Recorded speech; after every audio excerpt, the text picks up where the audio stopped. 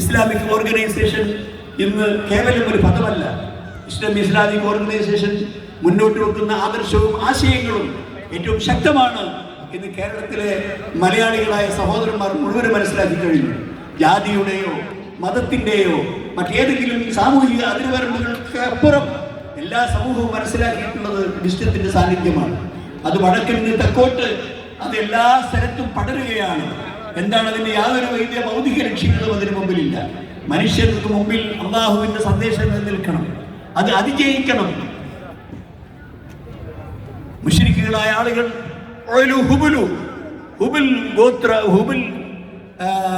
സനം Hubal വിഗ്രഹം വിജയിക്കട്ടെ, Hubal വ്യാജ ദൈവമാണ്, മുശ്രിക്കുകളുടെ വ്യാജ ദൈവമാണ്, അത് ഉയർന്നു നിൽക്കട്ടെ എന്ന് അബൂ സുഫിയാൻ വിളിച്ചു പറഞ്ഞപ്പോൾ അള്ളാഹുവാണ് ഏറ്റവും ഉന്നതൻ, അള്ളാഹുവാണ് ഏറ്റവും പ്രതാപമുള്ളവൻ എന്ന് വളരെ രൂക്ഷമായ യുദ്ധത്തിന്റെ കെടുതികൾ അനുഭവിക്കുമ്പോഴും അത് ഉറക്കെ വിളിച്ചു പറയാൻ ആജ്ഞാപിച്ച മുഹമ്മദ് മുസ്തഫ സല്ലല്ലാഹു അലൈഹി വസല്ലം. അങ്ങനെ എവിടെയൊക്കെ ഈ അന്ധവിശ്വാസങ്ങളും അനാചാരങ്ങളും വളരെ ശക്തമായി നമ്മെ ബുദ്ധിമുട്ടിച്ചുകൊണ്ടിരിക്കുന്നുവോ അതൊന്നും സഹിക്കാൻ സന്നദ്ധരല്ല. നിങ്ങളെ യഥാർത്ഥമായ ലാ ഇലാഹ ഇല്ലല്ലാഹ് എന്ന് നിങ്ങളെ കൊണ്ട് പറയുകയാണ്. പടച്ചവൻ മാത്രമേ എനിക്ക് തവക്കുലാക്കാനുള്ളൂ, പടച്ചവനോട് മാത്രമേ ഞാൻ പ്രാർത്ഥിക്കുകയുള്ളൂ. എൻ്റെ വീട്ടിലും എൻ്റെ നാട്ടിലും എൻ്റെ വഴികളിലും എൻ്റെ പ്രവർത്തനങ്ങളിലും എൻ്റെ എല്ലാ മേഖലകളിലും ഏകനായ അല്ലാഹു മാത്രമാണ് എൻ്റെ അവലംബം എന്ന് ശക്തമായി പ്രഖ്യാപിക്കുവാൻ ഒരു മുസ്ലിം നിർദ്ദേശിക്കപ്പെട്ടവനാണ്. അതുകൊണ്ട് അങ്ങനെ ഒരു കൂട്ടം ജനങ്ങളെ സൃഷ്ടിക്കാൻ, അങ്ങനെ ഒരു കൂട്ടം അള്ളാഹുവിന്റെ മാർഗത്തിലെ പട്ടാളത്തെ സൃഷ്ടിക്കാൻ ജുനൂദുള്ള അള്ളാഹുവിന് അജ്ഞാതരായ ചില പട്ടാളക്കാരുണ്ട്.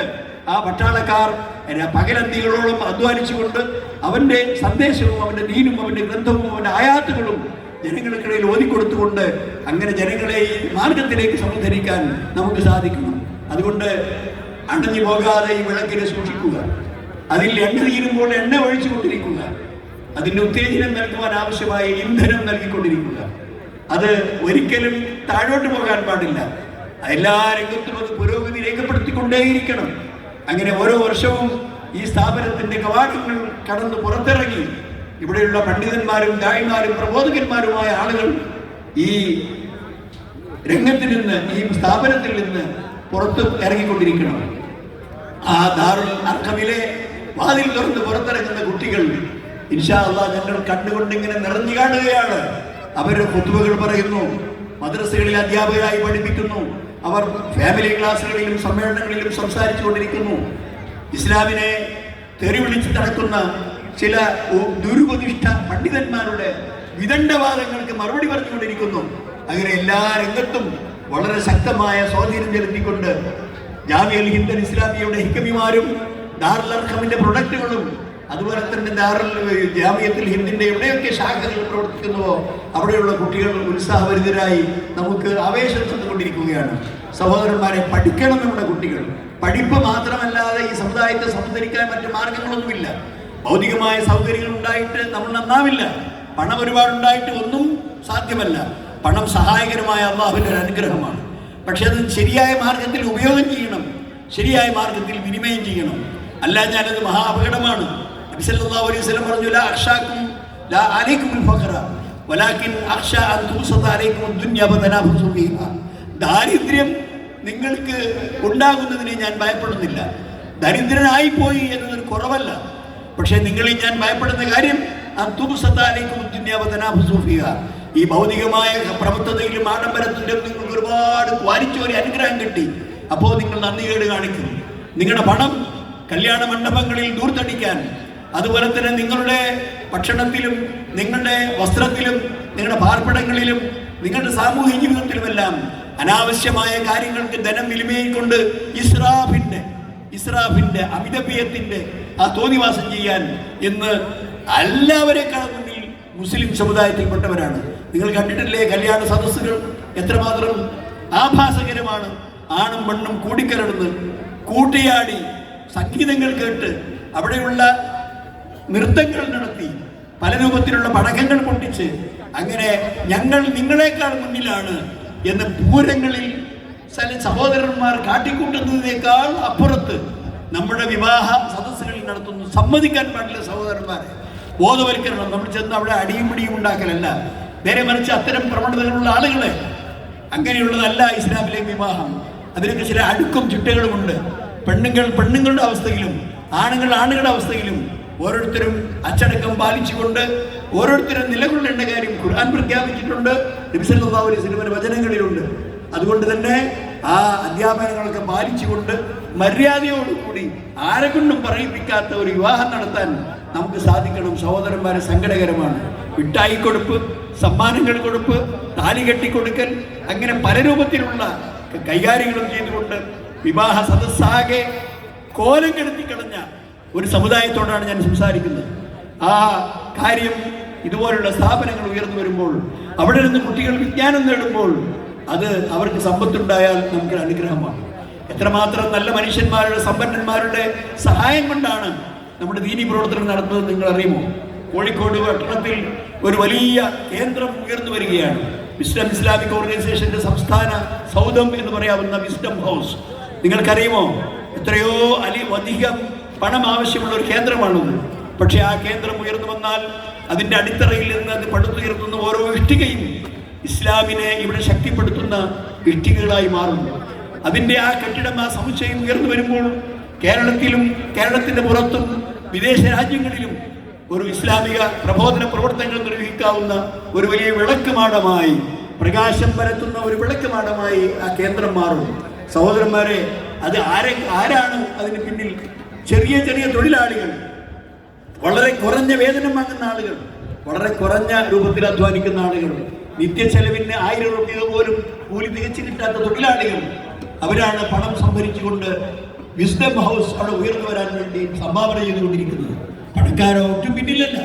പണമുള്ളവർ, സാമ്പത്തിക ശേഷിയുള്ളവർ, അവർ അവർക്ക് ശരിയായി അവരുടെ സ്വത്തിൽ കാര്യമായ കുറവ് വരുത്തത്തക്ക വിധത്തിൽ. എന്നാൽ അത് സഹോദരന്മാരെ കുറവല്ല. അവർക്കറിയാം ഞാൻ കൊടുക്കുന്നത് നല്ലൊരു തുകയാണ്. പക്ഷെ എന്തിനാ അവർ കൊടുക്കുന്നത്? അള്ളാഹുവിന്റെ മാർഗത്തിലാണ്. അള്ളാഹുവിന്റെ മാർഗത്തിൽ ധനവിനിമയം ചെയ്താൽ ഒരു അണുമണി തൂക്കം അത് കുറഞ്ഞു പോവുകയില്ലെന്ന് മാത്രമല്ല, ശിഷ്ട സമ്പത്തിനെ അത് വർദ്ധിപ്പിക്കും എന്ന് വിശുദ്ധ ഖുർആനാണ് പറഞ്ഞത്. അള്ളാഹുവിന്റെ മാർഗത്തിൽ വിനിമയം ചെയ്യുന്ന ആളുകൾക്ക് അള്ളാഹുവിന് പകരം കൊടുക്കും. സല്ലല്ലാഹു അലൈഹി വസല്ലം പറഞ്ഞു, സദഖ കൊടുത്തിട്ട് ഒരു ധനവും കുറഞ്ഞു പോവുകയില്ല.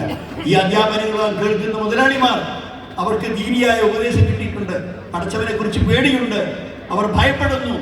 അതുകൊണ്ട് തന്നെ അബ്ദുറഹ്മാൻ ഇബ്നു ഔഫ് പറഞ്ഞില്ലേ, ഇതാ ഈ മദീനയിൽ വന്ന കച്ചവട സംഘങ്ങളും ആ കച്ചവട സംഘത്തിന്റെ ഒട്ടകങ്ങളും ആ ഒട്ടകത്തിന് പുറത്ത് കയറ്റി വെച്ചിട്ടുള്ള കച്ചവട ചരക്കുകളുമെല്ലാം അതിന് ധാരാളക്കണക്കിന് ആളുകൾ വന്ന് വില പറഞ്ഞു. സഹാബാക്കളൊക്കെ അതിന് വില പറഞ്ഞു. അവരുടെ മാർക്കറ്റിൽ ചെറിയ ചെറിയ ചില്ലറ കച്ചവടക്കാരൊക്കെ വന്ന് അങ്ങനെ ഷാമിൽ എത്തിയ വലിയ കച്ചവട സംഘത്തിന്റെ ചരക്കുകൾക്ക് വില പറഞ്ഞപ്പോൾ അദ്ദേഹം കൊടുക്കുന്നില്ല. പരാതിയായി ആയിഷ റളിയല്ലാഹുവിന്റെ അടുക്കൽ പോലും വന്നുകൊണ്ട് പരാതി പറഞ്ഞു. അള്ളാഹുവിന്റെ ഉമ്മുൽ മുഅ്മിനീൻ ഇതാ അബ്ദുറഹ്മാൻ വിസമ്മതിക്കുന്നു, ഞങ്ങൾ വില കയറ്റി പറഞ്ഞിട്ടും അയാൾ അത് നിൽക്കുന്നില്ല. അങ്ങനെ അബ്ദുറഹ്മാൻ, നിങ്ങളുടെ ആവശ്യങ്ങൾ ഉള്ള വസ്തുക്കൾ നിങ്ങൾക്ക് തരാതെ വിസമ്മതിക്കുന്നുവോ? എന്നാൽ അബ്ദുറഹ്മാൻ, ഞാൻ ശക്തമായ ഒരു ഉപദേശം നൽകാൻ ഞാൻ തയ്യാറാണ് എന്ന് പറഞ്ഞുകൊണ്ട് അതിനായി തയ്യാറെടുക്കുമ്പോഴാണ് അബ്ദുറഹ്മാൻ ഇബ്നു ഔഫ് പ്രഖ്യാപിക്കുന്നത്, ആ ഷാമിൽ നിന്ന് വന്ന കച്ചവട സംഘത്തിന്റെ മുഴുവൻ ചരക്കുകളും അത് വഹിച്ചുകൊണ്ട് വന്ന ഒട്ടകങ്ങളും ഞാനിതാ തസദ്ദഖ്തു ഫീ സബീലില്ലാഹ്, അല്ലാഹുവിന്റെ മാർഗ്ഗത്തിൽ ഞാൻ ദാനം ചെയ്തിരിക്കുന്നു. അതിന് എത്ര വില കിട്ടുമെന്നാണ് അദ്ദേഹം പരീക്ഷിച്ചത്. കയറ്റി സാധാരണ പ്രാദേശിക കച്ചവടക്കാർ വില പറഞ്ഞിട്ട് കൊടുക്കാതെ അത്ര വലിയ വില പിടിച്ച സമ്പത്തുക്കൾ മുഴുവനും അല്ലാഹുവിന്റെ മാർഗ്ഗത്തിൽ ധനം ചെയ്ത, വിനിമയം ചെയ്ത ആ അബ്ദുറഹ്മാനാണ് തന്റെ സമ്പത്ത് കൊടുത്തുകൊണ്ട് സ്വർഗം വാങ്ങിയത്. സ്വർഗം കൊണ്ട് സന്തോഷവാർത്ത അറിയിക്കപ്പെട്ട 10 സഹാബാക്കളിൽ ഒരാളാണ് അബ്ദുറഹ്മാൻ ഇബ്നു ഔഫ്. നിങ്ങൾ ആലോചിക്കണം. ഉസ്മാൻ ഇബ്നു അഫ്ഫാൻ റളിയല്ലാഹു അൻഹു, മൻ ഹബറ ബിൽ റൂമ വ ഫിൽ ജന്ന, ആ റോമ കിണർ അത് വില കൊടുത്ത് വാങ്ങി. ജൂതൻ അത് വെള്ളം കച്ചവടം നടത്തുകയായിരുന്നു മദീനത്ത്. അങ്ങനെ ഓരോ കുടം വെള്ളത്തിനും ധനം കൂലിയായി വാങ്ങിക്കൊണ്ട് മദീനക്കാർക്ക് വെള്ളം കൊടുത്തിരുന്ന ആ ജൂതന്റെ കിണർ പണം മുഴുവനും കൊടുത്ത് ജൂതനിൽ നിന്ന് വാങ്ങി. എന്നിട്ട് അള്ളാഹുവിന്റെ മാർഗത്തിൽ ആ കിണർ വഖഫ് ചെയ്ത ഉസ്മാൻ ഇബ്നു അഫ്ഫാൻ റളിയല്ലാഹു അൻഹു സ്വർഗ്ഗം കൊണ്ട് സന്തോഷ വാർത്ത അറിയിക്കപ്പെട്ട 10 പേരിൽ ഒരാൾ. ഇങ്ങനെ എല്ലാ സഹാബാക്കളുടെയും ചരിത്രം എടുത്ത് പരിശോധിച്ചാൽ ആരാണ് അബൂബക്കറിന്റെ വീട്ടിലുള്ളത്? ഇനി ബാക്കി എല്ലാ സ്വത്തുക്കളും നബിയുടെ ആഹ്വാന പ്രകാരം പള്ളിയിലേക്ക് കൊണ്ടുവന്നിട്ട് ഇനി നിന്റെ വീട്ടിൽ എന്തുണ്ടെന്ന് പറഞ്ഞപ്പോൾ അല്ലാഹുവും റസൂലും അല്ലാത്ത ഒന്നും എന്റെ വീട്ടിൽ ഇനി ബാക്കിയില്ല എന്ന് അബൂബക്കർ സിദ്ദീഖ് റളിയല്ലാഹു അൻഹു പ്രഖ്യാപിക്കുന്നു. സഹോദരന്മാരെ, ഇതാണ് ഇസ്ലാമിക ചരിത്രത്തിലെ ധർമ്മനിഷ്ഠരായ ആളുകളുടെ ചരിത്രം. അത് തന്നെയാണ് ഇത്തരം സ്ഥാപനങ്ങളെ കെട്ടിപ്പടുക്കുന്നത്. നിങ്ങൾ ആലോചിക്കുന്നുണ്ടോ? അള്ളാഹുവിന്റെ തസ്ഖീർ, അള്ളാഹു കീഴ്പ്പെടുത്തി തരികയാണ്. സമ്പന്നരായ ആളുകളെ ഈ സ്ഥാപനത്തിന്റെ വളർച്ചയ്ക്ക് വേണ്ടി അള്ളാഹു സുബ്ഹാനഹു വ തആല കീഴ്പ്പെടുത്തി തരികയാണ്. അങ്ങനെ അവർ സംഭാവന ചെയ്യുന്നു. പണക്കാരെ കൊണ്ട് കഴിയുന്നത്, സാധുക്കളെ കൊണ്ട് കഴിയുന്നത്. അങ്ങനെ നമ്മുടെ എല്ലാ സ്ഥലത്തും ഇസ്ലാമിക അടയാളങ്ങൾ, അലാമാത്തുൽ ഇസ്ലാം, ഇസ്ലാമിന്റെ അടയാളങ്ങൾ ഉയർന്നു വരികയാണ്. അത് ഉയർന്നു വരുമ്പോൾ അതിന്റെ കൂടെ ബന്ധപ്പെടുന്നവർക്കെല്ലാം അഭിമാനമാണ്. അള്ളാഹുവിനെ നമ്മൾ 100 വട്ടം സ്തുതിക്കുന്നു. അൽഹംദുലില്ലാഹ്, അല്ലാഹു ലക്കൽ ഹംദു വലക ശുക്ർ. അത് പറയാൻ ഒരു മുസ്ലിമിന് സാധിക്കണം. അള്ളാഹുവിനെ എപ്പോഴും നമ്മൾ ശുക്ർ ചെയ്തുകൊണ്ടിരിക്കണം. അങ്ങനെ ഈ സ്ഥാപനത്തിന്റെ ഈ യോഗം നടക്കുന്ന സന്ദർഭങ്ങളിൽ നിങ്ങൾ അള്ളാഹുവിനോട് പ്രാർത്ഥിച്ചുകൊണ്ടിരിക്കണം. പഠിച്ചവരെ ഈ സ്ഥാപനത്തെ നിലനിർത്തി തരണമേ. ഇനിയും അതിനെ പുരോഗതിയുടെ പടവുകളിൽ നീ ഉയർത്തി മുന്നോട്ട് കൊണ്ടുപോകണമേ. ഇതിൽ നിന്ന് പണ്ഡിതന്മാരും ദായിമാരുമായ ആളുകൾ പുറത്തു വരണമേ എന്ന് നമ്മൾ ഇങ്ങനെ അള്ളാഹുവിനോട് കാടുകൾ അപേക്ഷിച്ചുകൊണ്ടിരിക്കണം. ഒരു പ്രാർത്ഥനയും അള്ളാഹുവിനോട് ഹൈർ ചോദിച്ചിട്ട് ഒരു പ്രാർത്ഥനയും അള്ളാഹു സുബ്ഹാനഹു വ തആല തള്ളിക്കളയുകയില്ല. അള്ളാഹുവിന്റെ അടുക്കൽ പ്രതീക്ഷാനിർഭരമായി നിങ്ങൾ ഉയർത്തിയ കൈകളൊന്നും നിരാശയോടുകൂടി തിരിച്ചെടുക്കേണ്ട ആവശ്യമില്ല. നിങ്ങൾ ചോദിക്കുക തരുന്നു. നിങ്ങൾ എന്നോട് ചോദിക്കുക, ഞാൻ നിങ്ങൾക്ക് അതിന് ഉത്തരം ചെയ്യും. അതായത്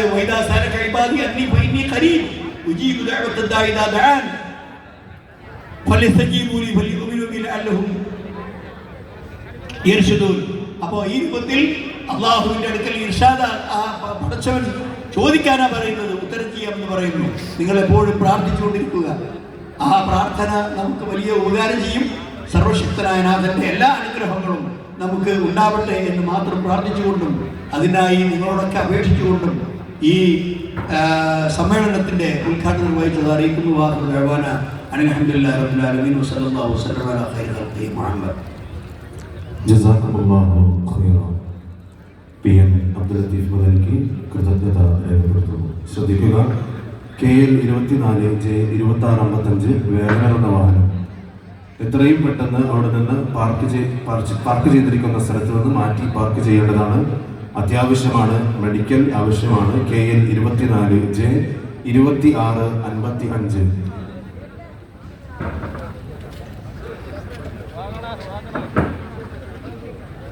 വേദിയിൽ അടുത്തതായി ദാറുൽ അർഖം അൽ ഹിന്ദിന്റെ ലോഗോ പ്രകാശനമാണ്. വിസ്ഡം ഇസ്ലാമിക് ഓർഗനൈസേഷൻ സംസ്ഥാന സെക്രട്ടറി ഷെരീഫ് ഏലാങ്കോട് ലോഗോ പ്രകാശനം നിർവഹിക്കുന്നു.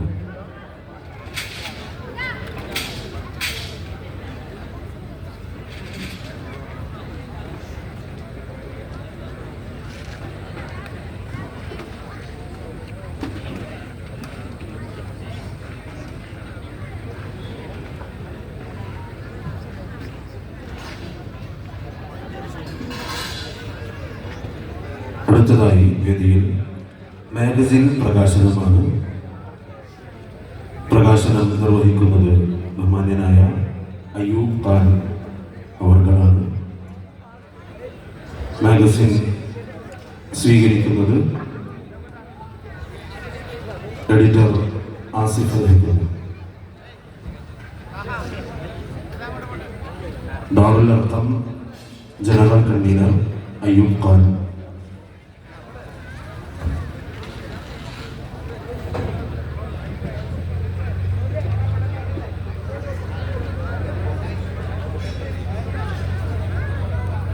അടുത്തതായി ഓർമ്മപ്പെടുത്തൽ എന്ന പുസ്തക പ്രകാശനമാണ്. ബഹുമാന്യനായ PM അബ്ദുൽ ലത്തീഫ് മദനി 2020 മാർച്ച് മുതൽ തുടർച്ചയായി പ്രസിദ്ധീകരിക്കപ്പെടുന്ന ഹ്രസ്വ ലേഖനങ്ങളുടെ സമാഹരണമാണ് ഓർമ്മപ്പെടുത്തലിന്റെ 7ാമത്തെ പതിപ്പ് പ്രകാശനം നിർവഹിക്കുന്നത് വിസ്ഡം ഇസ്ലാമിക് ഓർഗനൈസേഷൻ തിരുവനന്തപുരം ജില്ലാ പ്രസിഡന്റ് നസീർ ഷഹീൽ. അത് സ്വീകരിക്കുന്നത് ഒമാൻ ഇന്ത്യൻ ഇസ്ലാഹി സെന്റർ ഭാരവാഹി ഇജാസ്. ഇരുവരെയും ക്ഷണിക്കുന്നു.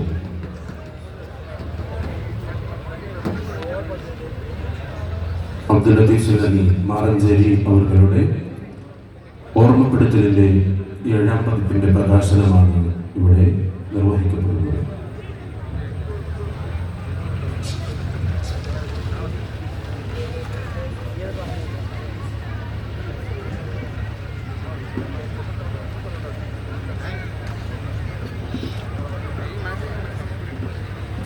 അടുത്തതായി വേദിയിൽ ബഹുമാന്യനായ അർഷദുൽ ഹക്കമി രചിച്ച പ്രവാചക കഥകൾ എന്ന പുസ്തകത്തിന്റെ പ്രകാശനമാണ്. പ്രകാശനം നിർവഹിക്കുന്നത് വിസ്ഡം ഇസ്ലാമിക് ഓർഗനൈസേഷൻ കൊല്ലം ജില്ലാ പ്രസിഡന്റ് നിസാർ കണ്ടത്തിൽ, ഏറ്റുവാങ്ങുവാൻ അനസ് അജ്മാൻ, ദാറുൽ അർഖം സമിതി അംഗം അനസ് അജ്മാൻ ഇരുവരെയും ക്ഷണിക്കുന്നു.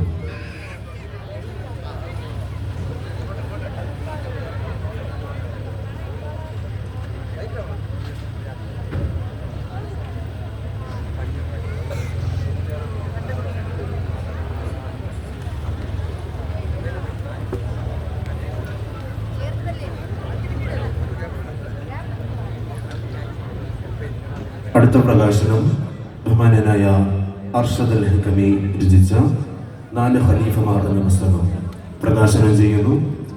ദാറുൽ അർഖം ക്യാമ്പസിൻ്റെ പുതിയ ക്യാമ്പസിൻ്റെ കൺവീനർ ബഹുമാന്യനായ മൽക്കാർ സാഹിബ് അത് ഏറ്റുവാങ്ങുവാൻ Peermade wisdom Islamic organisation president Azad Idukki ഇരുവരെയും ക്ഷണിക്കുന്നു.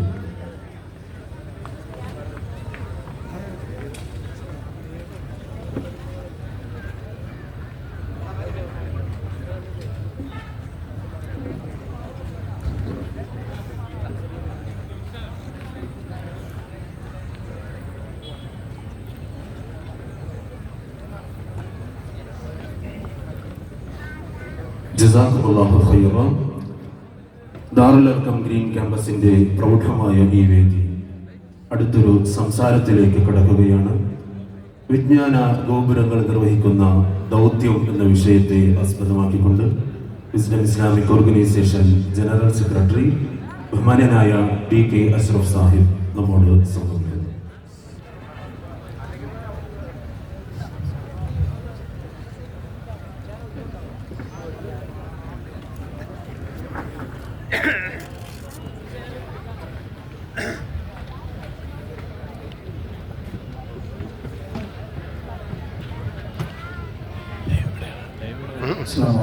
എനിക്ക് 50 കഴിഞ്ഞാലേ ഇടാൻ പറ്റും.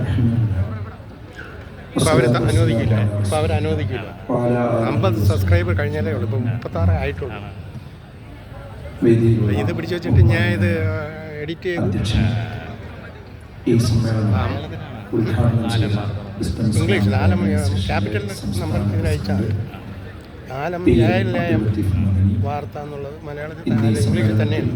മുഖ്യ പ്രഭാഷണം നിർവഹിക്കുന്ന ബഹുമാന്യ പണ്ഡിതൻ ഹുസൈൻ സലഫി, മഗ്‌രിബിന് ശേഷം നിങ്ങൾ അഭിസംബോധന ചെയ്യുന്ന ഫൈസൽ മൗലവി, വേദിയിലുള്ള മറ്റു സംഘടനാ സാരഥികളെ, ദാറുൽ അർഖമിൻ്റെ സജീവരായ പ്രവർത്തകന്മാരെ, ഈ സദസ്സിൽ സന്നിഹിതരായിരിക്കുന്ന രക്ഷിതാക്കളെ, സഹോദരങ്ങളെ, ലോകത്തിൻ്റെ വിവിധ ഭാഗങ്ങളിൽ നിന്നുകൊണ്ട് ഈ സന്തോഷത്തോടൊപ്പം കാത് ചേർത്ത് ശ്രദ്ധയോടുകൂടി ഇത് ശ്രവിച്ചുകൊണ്ടിരിക്കുന്ന സഹോദരൻ,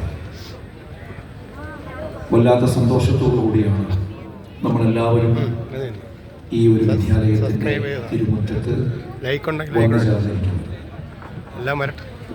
ദാറുൽ അർഖമിൻ്റെ വളരെ പെട്ടെന്ന് ബഹുമാനായ PL അതിവിടെ സൂചിപ്പിക്കുകയുണ്ടായി. അള്ളാഹുവിൻ്റെ അങ്ങേയറ്റത്തെ സഹായമാണ്